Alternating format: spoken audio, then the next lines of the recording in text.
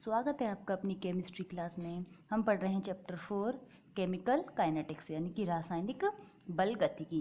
रासायनिक बल गतिकी में मैं आपको बता चुकी हूँ कि रासायनिक अभिक्रिया का वेग क्या होता है। ठीक है ना, बिल्कुल शॉर्ट में एक बार रिवाइज कर देती हूँ आपको। आर रेट ऑफ रिएक्शन यानी कि अभिक्रिया का वेग क्या होता है, dx/dt। ठीक है ना। और जब हम किसी अभिक्रिया के वेग का निर्धारण करते हैं तो इसके लिए जो समीकरण लिखते हैं, वेग समीकरण कहते हैं, वो लिखी जाती है उसके अभिकारकों की घातांकों के रूप में।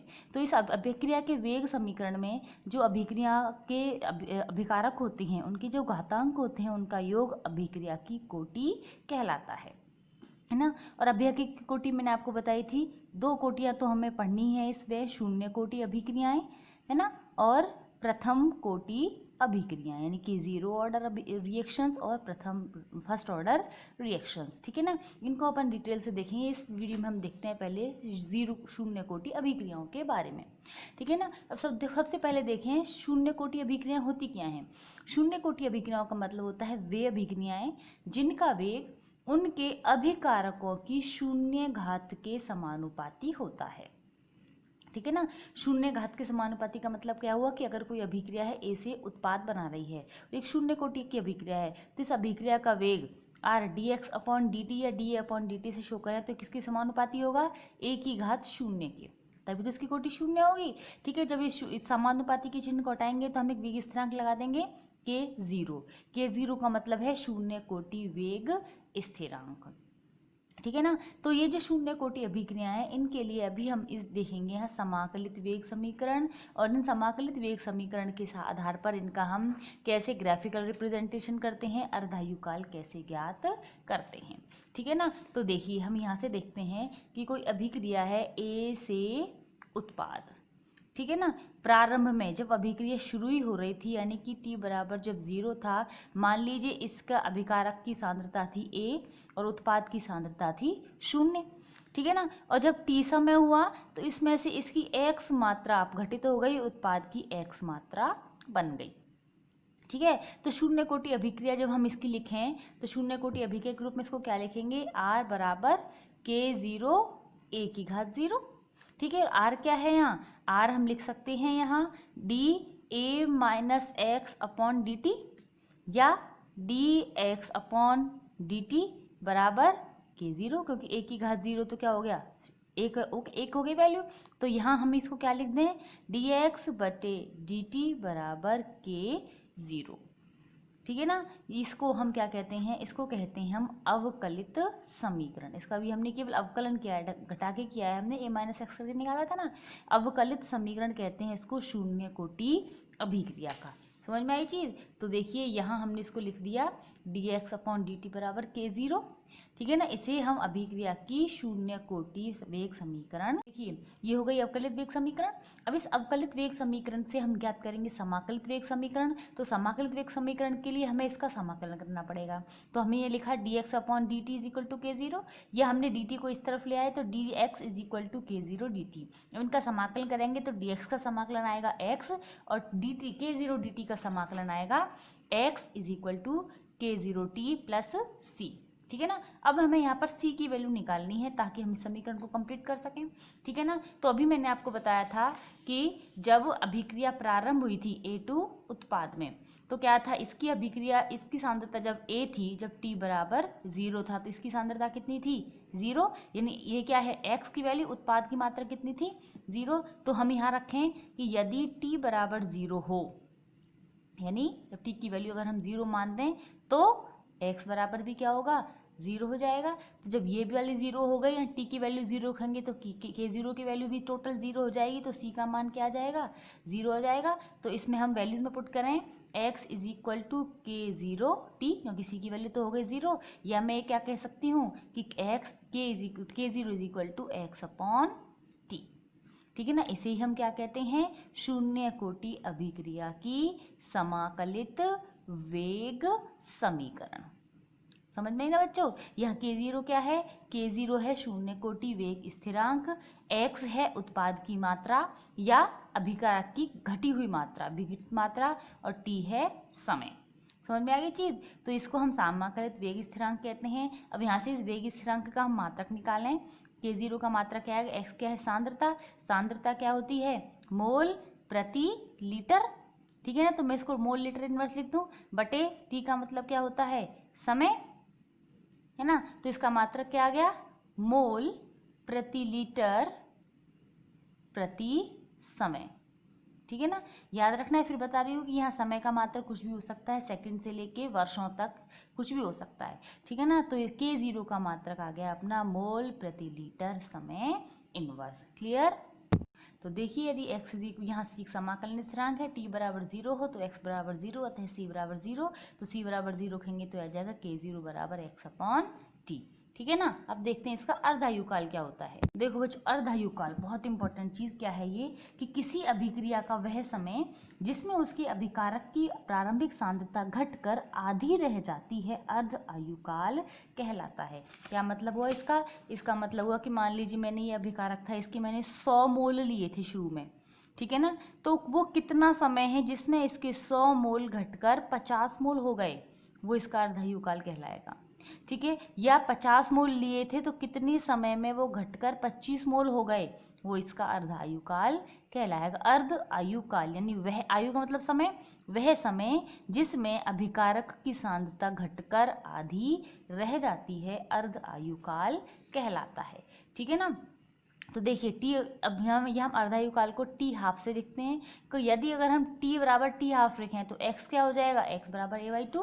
a/2 का मतलब क्या है, प्रारंभिक सांद्रता ए थी, ठीक है ना। तो ए की सांद्रता घटकर कितनी हो गई, a/2 हो गई, आधी रह गई ना, तो आधी मात्रा इसमें बदल चुकी है यहाँ, ठीक है ना। तो एक्स का मान क्या आ जाएगा, a/2। तो अभी हमने ये जो समीकरण लिखा है K0 is equal to X upon T, इसमें x की वैल्यू रखें तो क्या आ जाएगा, K0 बराबर a/2 अपॉन टी, और टी की जगह हम टी हाफ लिख दें तो यह मैंने क्या लिख दिया, T half is equal to A0 upon या a अपॉन K0 2, ठीक है ना। यहाँ देखिए ये टी हाफ क्या है, अर्धायुकाल है, ये एक वेग स्थिरांक है, तो क्या मैं ऐसे लिख दूं टी हाफ समानुपाती a, है ना। क्या मतलब हुआ कि यहाँ किसी शून्य कोटि अभिक्रिया का अर्धायुकाल उसकी अभिकारकों की प्रारंभिक सांद्रता के समानुपाती होता है, यानी प्रारंभिक सांद्रता ज़्यादा होगी तो उसको आधा होने में ज़्यादा समय लगेगा, और प्रारंभिक सांद्रता कम हो जाएगी तो उसको कम होने में समय भी कम ही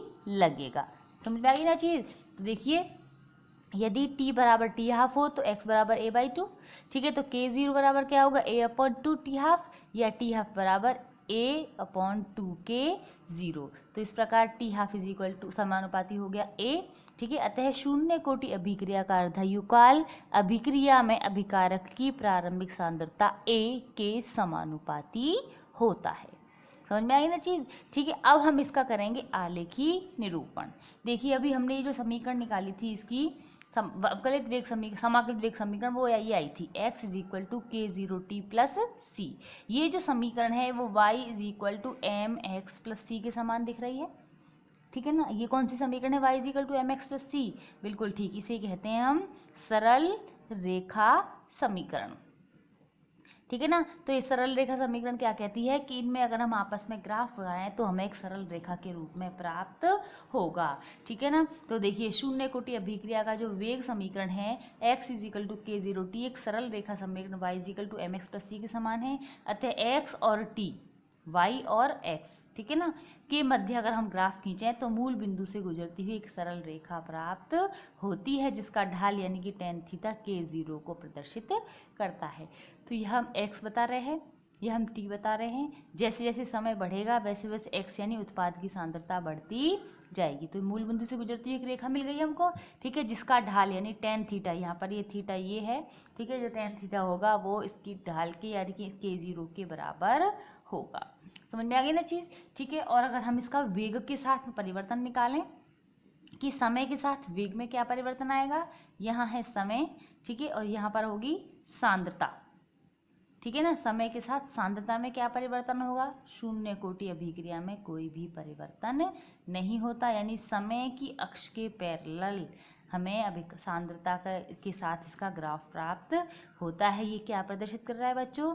ये ग्राफ ये प्रदर्शित कर रहा है कि जब अभिक्रिया का समय बढ़ता जाएगा वैसे वैसे अभिकारकों की सांद्रता में कोई परिवर्तन नहीं होता। और कोई परिवर्तन नहीं होता इसीलिए हम इनको क्या कहते हैं? शून्य कोटि अभिक्रियाएं। ठीक है ना। देखो इसको उदाहरण से देखते हैं कि यदि किसी शून्य कोटि अभिक्रिया को 80% पूरा होने में 160 मिनट लगते हैं तो उसका वेग स्थिरांक ज्ञात करो। ठीक है ना। क्या हुआ कि मान लीजिए हमने कोई अभिक्रिया लिख दी A इज इक्वल टू उत्पाद। ये क्या कह रहा है क्वेश्चन कि 160 मिनट यानी कि टी का टाइम तो 160 दे दिया, मैं अभिक्रिया को 80% पूरा होने में लगा समय। यानी मान लीजिए पहले 1 था, उत्पाद की मात्रा पहले कितनी थी? 1 थी। अब 80% घट गई, 80% का मतलब हो गया 0.8, तो x की वैल्यू आ गई 0.8। ठीक है ना। तो k is not is equal to x upon T, x की वैल्यू है 0.8, t की वैल्यू हमें दे दी है 160। तो आंसर आ गया 1/20 मोल प्रति लीटर प्रति मिनट। समझ में आ गई ना चीज़? क्लियर है चीज़? देखिए और एक एग्जाम्पल देखते हैं हम इसका। यदि किसी शून्य कोटि अभिक्रिया के लिए K0 is equal to 3 into 10⁻⁻² mole प्रति लीटर प्रति सेकंड हो तो 25 सेकंड बाद अभिकारकों की सांद्रता 0.5 m रह जाती है, तो अभिकारक की प्रारंभिक सांद्रता ज्ञात करो। ठीक है ना। क्या दिया है? देखो शून्य कोटि अभिक्रिया क्या है? A इज इक्वल टू उत्पाद। जब t बराबर 0 था तो अभिकारक की सांद्रता कितनी थी? A। तो उत्पाद कितना था? 0। जब 25 सेकंड हो गए हैं तो a माइनस एक्स की वैल्यू क्या दे रखी? एक्स की वैल्यू क्या दे रखी है? 25 सेकंड में कितनी घट गई? कितनी पाई गई? 0.5। ये चीज़ 0.5 है। करते हैं हम K0 is equal to X upon T. X का मतलब a माइनस एक्स, तो a minus X and a minus 0.5 upon 25। 25 को इधर ले गए तो ये आ गया अपना a minus 0.5 is equal to 0.75। ठीक है ना। अब यहाँ a से a निकालना है तो 0.5 को उधर ले जाते हैं तो a की वैल्यू आ जाएगी 1.25 मोल प्रति लीटर। यानी कि जब अभिक्रिया का वेग स्थिरांक 3 × 10⁻⁻2 है तो जब 1.25 मोल प्रति लीटर की सांद्रता लेकर अभिक्रिया शुरू करवाते हैं तो 25 सेकंड बाद वो घटकर 0.5 रह जाती है। समझ में आ गई ना चीज़ बच्चे? ठीक है, क्लियर? तो चलो अब देखते हैं हम आगे का प्रथम कोटि अभिक्रियाएं। हाँ, तो प्रथम कोटि अभिक्रियाएं क्या होती हैं? वे अभिक्रियाएं जिनका वेग उसके अभिकारक की प्रथम घात के समानुपाती होता है, प्रथम कोटि अभिक्रियाएं कहलाती हैं। प्रथम घात के समानुपाती होता है, उदाहरण हमने देखे थे। ठीक है ना। इसका मतलब क्या हुआ कि यदि A से उत्पाद बन रहा है तो इसका R यानी कि dx/dt किसके समानुपाती होगा? A की घात 1 के। और जब a की घात 1 के साथ हम कोई स्थिरांक लगाएंगे तो यहाँ लगा देते हैं K1। ठीक है ना। और यहाँ हम क्या कहते हैं? अभी हमने देखा था कि जब a था, प्रारंभिक सांद्रता a थी तो उत्पाद की वैल्यू 0 थी, लेकिन t समय के बाद अभिकारक की सांद्रता कितनी रह जाती है? a minus X. ठीक है ना। तो t समय पर a की सांद्रता कितनी हो गई? a minus X. तो इस a माइनस एक्स को हम यहाँ रख दें तो r बराबर dx/dt बराबर होगा K1a माइनस एक्स। ठीक है ना। समझ में आ गई चीज़? और इस a माइनस एक्स को अगर मैं यहाँ ले जाऊँ तो dx/a माइनस एक्स बराबर K1dt, ये हमें समीकरण प्राप्त होगी। इस समीकरण को कहते हैं हम अभिक्रिया, प्रथम कोटि अभिक्रिया की अवकलित वेग समीकरण।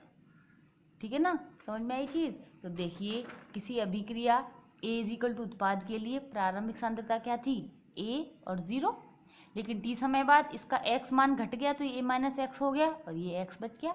ठीक है ना। तो अभिक्रिया के वेग r बराबर dx/dt किसके समानुपाती हो गया? a की घात 1 के। ठीक है। और a की घात क्या है? a की सांद्रता क्या है t समय पर? a minus X. तो वैल्यू हमने पुट कर दी dx/dt is equal to K1a minus X. ठीक है ना। या इसको हमने लिख दिया dx/a माइनस एक्स K1dt। इसको इन दोनों में से दोनों को ही हम क्या कहते हैं? अवकलित वेग समीकरण। ठीक है ना। अब इस अवकलित वेग समीकरण से हमें ज्ञात करनी है समाकलित वेग समीकरण, तो इसका समाकलन करना पड़ेगा। ठीक है ना। इसका समाकलन किया dx/a minus X is equal to K1dt। Clear है चीज़? तो dx/a माइनस एक्स का समाकलन करने पर आता है -ln a minus X is equal to आगे का वही k0 dt शून्य कोटि अभिक्रिया के समान k1t प्लस c। ठीक है ना। फिर वही हमें यहाँ c क्या है, समाकलन स्थिरांक, और समाकलन स्थिरांक के लिए फिर वही t को 0 मान करके हमें c की वैल्यू निकालनी पड़ेगी। तो इस समीकरण में देखो t की वैल्यू अगर 0 हो तो x बराबर 0 होता है, तो ये तो वैल्यू शून्य हो गई, और यहाँ केवल x 0 हुआ है, तो यहाँ क्या बच गया, ln a बच गया।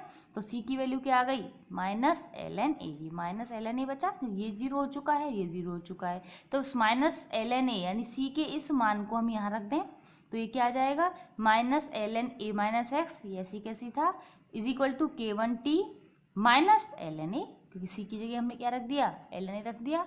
ठीक है ना। तो ये समीकरण की अब ln a को इधर ले आए हम, तो ये क्या बन गया, ln a इधर आएगा पॉजिटिव हो जाएगा, तो ln a minus X is equal to k1t, या log n की वैल्यू को हम ऐसे लिख सकते हैं ln a upon a minus X is equal to k1t।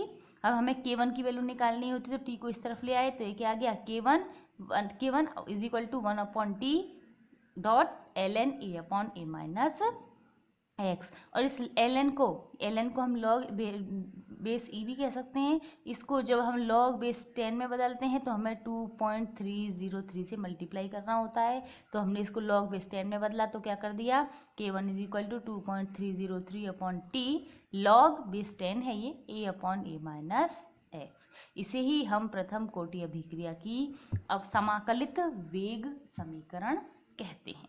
ठीक है ना। k1 क्या हो गया, 2.303 upon T log a upon a minus X. ठीक है ना। अब यहाँ से हम इसकी मात्रक और निकालें एक बार। ठीक है ना। क्या निकाला है हमने, k1 is equal to 2.303 log a upon a minus X. ठीक है ना। ये तो एक मात्रक, कुछ है ही नहीं, इसका संख्या है, 1/t यानी कि समय। ठीक है ना। लॉग a का मतलब क्या है, सांद्रता, तो हम लिख देते हैं सांद्रता।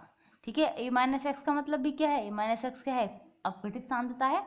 ठीक है ना। तो ये भी क्या आ गई, सांद्रता आ गई। तो सांद्रता से सांद्रता कट गई, ये खत्म हो गया, log 1 बचा, 0 हो गया, यहाँ क्या बच गया, फिर 1/समय, या मैं ऐसे लिख दूँ समय इनवर्स। तो k1 की विमा क्या होती है, सेकंड इनवर्स या मिनट इनवर्स या ईयर इनवर्स या घंटा इनवर्स, कुछ भी समय के इनवर्स के रूप में पाई जाती है। ठीक है ना। समझ में आ गई ना चीज़। तो ये इस तरह से हम k1 की विमा यहाँ से भी ज्ञात कर सकते हैं, और मैं पहले भी आपको ये बता चुकी हूँ। ठीक है ना। अब इसके अर्धायुकाल की बात करें हम। अर्धायुकाल का मतलब क्या होता है, टी हाफ, और जब टी हाफ होता है तो x की वैल्यू क्या होती है, a/2। ठीक है ना। तो ये जो समीकरण हम लिखे, इसमें x की जगह पर a/2 लिख दूं तो ये क्या हो जाएगा, T half is equal to 2.303 upon k1 log a/a minus a/2। a minus a/2 का मतलब a/2 हो गया, तो ये क्या हो गया, 2.303 k1 log a upon a/2। a से तो a कट गया, 2 ऊपर चला गया, क्या वैल्यू आ गई, 2.303 k1 लॉग 2। अब log 2 की वैल्यू क्या होती है, ये आपको वैल्यूज बच्चों याद रखनी पड़ेंगी। log 2 की वैल्यू होती है 0.3010। ठीक है ना। इसको जब हम इससे मल्टीप्लाई कर देंगे तो अपने टी हाफ की वैल्यू क्या आ जाएगी, इसको मल्टीप्लाई करने पर 0.693 अपॉन k1। ठीक है ना। ये क्या आ गया, अपना अर्ध आयु काल। ठीक है ना। तो देखो, जब अर्धायुकाल निकालना है हमें, तो अर्धायुकाल का मतलब क्या हुआ, जब अभिक्रिया की सांद्रता घटकर आधी रह गई, तो जब t बराबर टी हाफ हो तो x बराबर क्या होगा, a/2। तो x की वैल्यू हमने यहाँ रख दी 2.303 upon T half log a upon a minus 2। a upon a minus 2 में a/2 बचेगा, a/2 में से a से a कट जाएगा, 2 बचेगा, 2.303 की log 2। log 2 की वैल्यू होती है 0.3010। इसको मल्टीप्लाई किया इससे हम 2.303 से, तो अपना आंसर आएगा T half is equal to 0.693 upon K.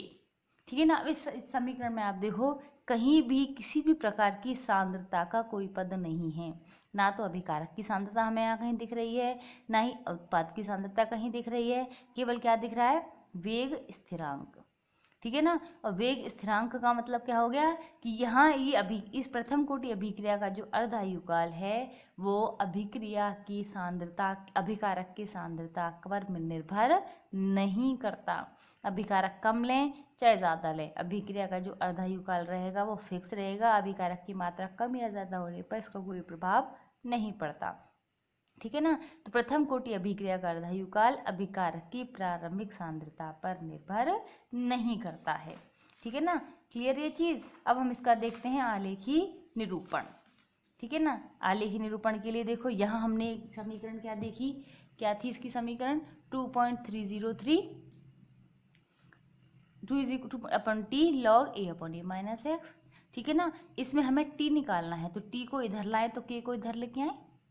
ठीक है ना, के को इधर लेके आएंगे, log A upon A minus X is equal to K plus 2.30 upon T. ठीक है ना, तो यहाँ देखो हम अगर ग्राफ खींचें, यहाँ से हमारे पास क्या आएगा, टी को इधर लेके आए तो समानुपाती किस स्थिरांक पे आ जाएगा, तो log A upon A minus X और टी के बीच में अगर हम ग्राफ खींचें तो कैसा आएगा। देखो क्या समीकरण बना दिया मैंने इसका बना दिया है log A upon A minus X is equal to 2t K T upon 2.303 ऐसे लिख दिया है, के अपॉन, क्योंकि 2.303 इधर आ जाएगा, टी ऊपर जाएगी, समीकरण बना दी। ठीक है ना, तो ये भी इज इक्वल टू हो गई y is equal to M X plus C के रूप में, सी तो अपन निकाल ही चुके हैं तो एम एक्स के रूप में आ गया। तो हम y और x के बीच में जब ग्राफ खींचे तो मूल बिंदु से गुजरती हुई एक सरल रेखा प्राप्त होनी चाहिए। तो यहाँ k अपॉन 2.303 ये तो स्थिरांक हो गया, t चर हो गया, तो y यानी कि log a upon A minus X, और t में जब हम ग्राफ खींचेंगे तो हमें एक सरल रेखा ही प्राप्त होगी। देखिए log a upon A minus X, ठीक है, और t में जब हम ग्राफ खींचे तो थीटा से कोण पर निकली हुई मूल बिंदु से गुजरती हुई हमें रेखा प्राप्त होगी जिसका ढाल किसके बराबर होगा, k1/2.303। ठीक है ना, यही आ रहा था ना यहाँ ये चीज़, ये था k1 अपॉन 2.303, इसके ढाल के बराबर हो जाता है। ठीक है ना, या हम केवल log a upon x, log a upon A minus x के साथ ग्राफ खींचें तो log a माइनस एक्स निकालने के हमें log a को इधर लेके जाना पड़ेगा, तो यहाँ क्या होगा, ये ढाल बदल जाएगा। जब हम log a माइनस एक्स और t के मध्य ग्राफ खींचेंगे तो यहाँ ये जो के ढाल है, ठीक है, उल्टा प्राप्त होगा, यानी कि -k1/2.303। ठीक है ना, यहाँ एक ग्राफ और बना सकते हैं हम। वो ग्राफ क्या बना सकते हैं कि अगर हम इसका ग्राफ खींचें, यहाँ तो समय और यहाँ सांद्रता में परिवर्तन, ठीक है ना, तो वो हमें ग्राफ कैसा प्राप्त होगा, ऐसा प्राप्त होगा। ठीक है, क्योंकि प्रथम कोटि अभिक्रिया है ना, अभिक्रिया का वेग सांद्रता की प्रथम घात के समानुपाती होता है। तो जैसे जैसे समय बढ़ता जाएगा वैसे वैसे सांद्रता में लगातार वृद्धि होती जाएगी। किसके है ये वृद्धि होगी उत्पाद की। ठीक है, उत्पाद की सांद्रता में वृद्धि होती जाएगी, और अगर अभिकारक की सांद्रता दिखाएं तो वो इस तरीके से अपोजिट डायरेक्शन में प्राप्त होती है, क्योंकि अभिकारक की सांद्रता लगातार कम होती जाएगी। ठीक है ना, और वेग की बात करें तो वो भी एक मूल बिंदु से गुजरती हुई रेखा प्राप्त होगी, क्योंकि वेग और सांद्रता एक दूसरे के समानुपाती होंगे। यही तो लिखा हमने, dx अपॉन dt समानुपाती है अभिकारक की सांद्रता के। तो अभिकारक की सांद्रता ज़्यादा होगी तो वेग ज़्यादा होगा। ठीक है ना, वेग ज़्यादा होगा तो सांद्रता ज़्यादा होनी चाहिए, वेग कम होगा तो सांद्रता भी कम होनी चाहिए। समझ में आ गई ना चीज़। ठीक है ना, तो ये है ग्राफ और इससे संबंधित बातें हो गई। अब देखते हैं इसका अंतराली सूत्र, इंटरवल फॉर्मूला। इसका मतलब क्या होता है कि मान लो कोई प्रथम कोटि अभिक्रिया है, उसमें t समय पर तो x1 और t2 समय पर x2 सांद्रता अपघटित हो जाती है। अभिक्रिया एक ही है लेकिन अलग अलग समय पर अलग अलग सांद्रताएं अपघटित हो रही हैं। ठीक है ना, तो हम दोनों स्थितियों के लिए, दोनों समयों के लिए हम इसकी समीकरण निकालें तो क्या होगी, t1 बराबर होगी 2.303 K log a upon A minus X, X में x1 लग गया। इसी प्रकार t2 is equal to 2.303 upon k1 log a upon A minus X, और x में 2 लग गया। ठीक है ना, तो हम क्या करें, t2 माइनस t1 निकालें, अंतराली निकालें, इंटरवल, टाइम इंटरवल ही निकाला जाता है। तो t2 माइनस t1 करें, तो t2 माइनस t1 करने के लिए समीकरण 2 में से एक को पूरी तरह से माइनस कर दें। t2 minus t1 is equal to 2.303 upon k1 log a upon A minus X 2। ठीक है, minus 2.303 K1 log A upon A minus X. ठीक है ना, अब यहाँ से 2.303 K तो कॉमन आ गया, ठीक है ना, ये यहाँ पर माइनस किया था तो log A minus log A minus x2 minus log A, ये माइनस की जगह प्लस हो गया log A माइनस x2, तो log A और log A प्लस माइनस की होने की वजह से कट गए। ठीक है ना, क्या बच गया यहाँ minus log A minus x2 और plus log A minus x2, तो ये प्लस की वैल्यू है, इसको हम ऐसे लिख दें T2 minus T1 is equal to 2.303 K1 into log A minus AX1, ये वाली चीज़ अपॉन में log A माइनस x2।